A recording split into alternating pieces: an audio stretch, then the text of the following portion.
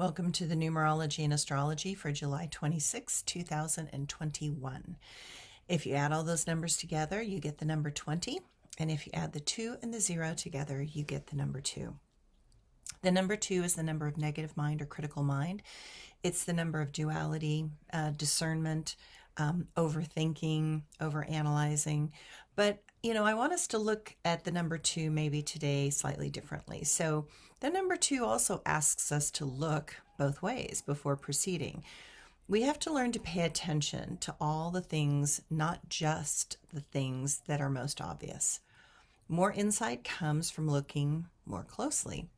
Sometimes that means to look between the lines. Sometimes that means observing things surrounding an event, not just the event itself. I like to remember that minds, the number 2, are necessary in navigating the complex world in which we live. We need discernment so we can evaluate what is dangerous and what is not. And it is important to remember that minds compare and judge. That is what they are designed to do. We prefer to know before we go. There are moments when we have to look past the obvious and into the deeper meanings that lurk in the shadows. And all of us have things we want to forget. But somewhere within lurk those things that we wanted to not remember. Those things might be the key to unlocking certain behaviors and actions. Let this number 2 day help with that discernment and revel in what is perhaps less than obvious. The astrology today. The moon is in the deep, sensitive, and feeling sign of Pisces all day. It is perfect for finding time to be with yourself and share with those that you can explore the fascinating patterns of our emotional journey. Naps are favored, and reading that book that you have been wanting to finish are in alignment. We can often discover things that will help make sense of our past. I love how something I am reading directly relates to something I have been seeking an answer to. Let that synchronicity unfold and envelop you with new awareness. There is a minor square between Mars and Chiron. It can make small things difficult and our confidence in question. Mercury and Uranus will quintile. Let it help you handle technical things in a more creative way. The end result of all this is a feeling of being more refreshed by getting a new perspective and seeing some outcomes for all our actions over the past few months. And my quote for today: it takes time to find what is important in life. It takes skill to teach patience and trust in ourselves. Skill requires us to repeat and try again. Skill requires focus and mental fortitude. Skill requires body memory to take over in any situation. Skill is that confidence when certain actions are necessary. Skills have been repeated tens of thousands of times. That is how we develop mastery over particular elements of life. It is impossible to have all the skills needed in one lifetime. I believe that is why we have multiple lifetimes. Over time, we learn to add skills and techniques, and those abilities follow us through time and space until eventually we can show this world and reality the beauty and finesse of this journey of embodied presence of our many lives. And my blog for today. I had teachers that trained by pushing the body beyond what they believed was my capacity.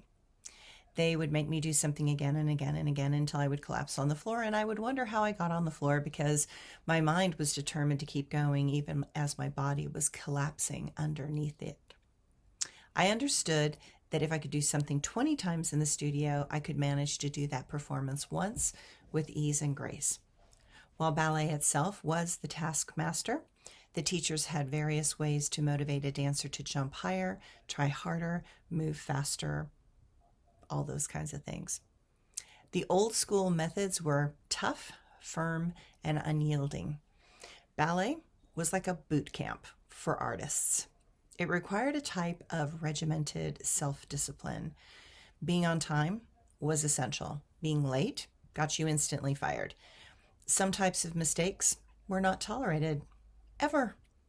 I lived in a world where everyone was always on time and early. You never wanted to start a ballet class without being warmed up and ready to go. It was one of those things that shocked me in leaving the dance world and going into the real world, how so many were always running late, leaving early, or just being lazy and not being accountable or in integrity. You cannot be late for a performance where thousands of people are showing up and paying lots of money. It is just not done. It was never an option. I have wandered the hallways, studios, and theaters of those before me that were great, famous, and remembered. Their legacy and energy linger in those halls and would inspire me to be even better. I marvel at the dancers now that can do such amazing things. In my day, certain skills were not seen, possibly because the toe shoes have greatly improved over the years, but I think it is more about actually seeing something that someone can do right in front of you. Once one person manifests a skill in a performance, then everyone knows it is possible, and we all start reaching for that next level. That is why such amazing skills have been exploding in so many fields of art and sports. Watching the Olympics is a way to appreciate this tremendous effort and skill that those Olympians have trained so hard for and continue to reach beyond the known physical realms of limitation. Celebrate their effort and skill. Become enthralled with the beauty and the heart that such events require. Feel into them as they strive to win and arrive at their goals and dreams.